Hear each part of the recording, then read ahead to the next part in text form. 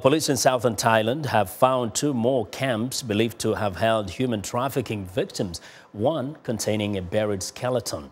This news comes just days after officials announced arrests in connection with the grisly discovery of 26 bodies in a mass grave at another location. Officials suspect as many as 400 mostly ethnic Rohingya from Myanmar were being held for ransom at the remote camp near the Malaysian border. Steve Sanford tells us more. In southern Thailand, well-established trafficking routes have long been used to transport human cargo. When the grim discovery of a mass grave was unearthed last week, many observers were not surprised.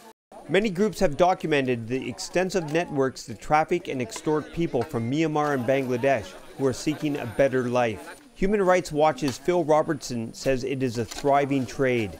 These camps are in fact surrounded by local officials and communities taking money from the traffickers.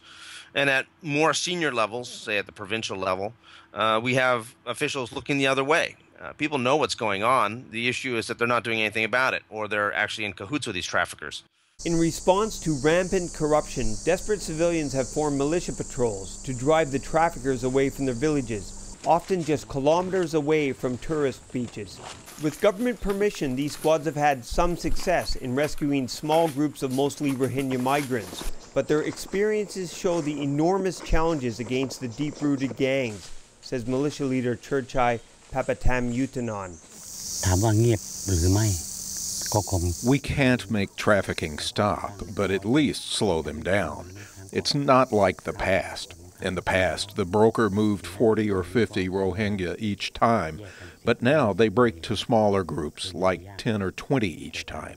It makes it more difficult for us to catch them. They move away from us. Rescued victims tell stories of long waits aboard vessels off the coast of Thailand, with traffickers timing the trip ashore to evade detection. At this shelter near the popular tourist destination Phuket, 11-year-old Rohingya boy Nay Zomding tells a familiar tale. I suffered on the boat for a month before we arrived in the mountains. When I was on the boat, the broker gave me a fish in a can. I couldn't eat it. I wanted to vomit. I saw 2 men shot by the brokers. I saw another man dead on the boat.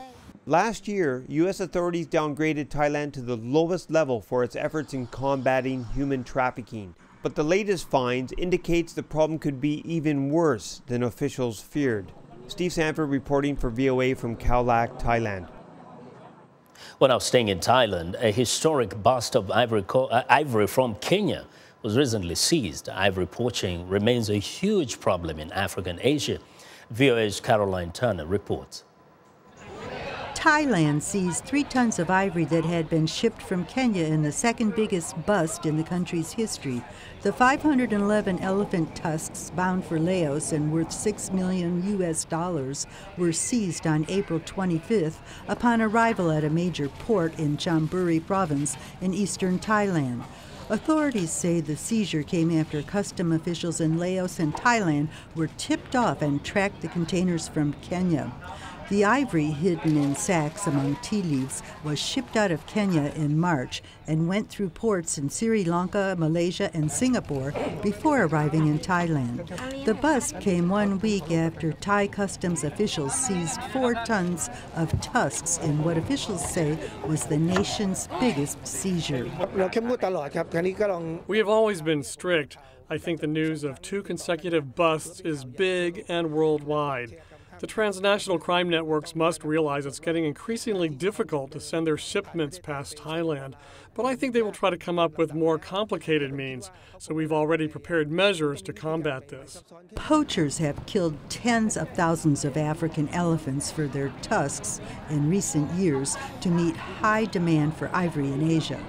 Thailand is one of the top destinations for African ivory smuggling in Asia, and the nation could face international sanctions if it doesn't show progress in combating the problem. Carolyn Turner, VOA News. We want to know what you think about Africa 54 and the stories we covered. Join the conversation on Facebook. The address is Africa 54. Check out our headlines 24/7 on voaafrica.com.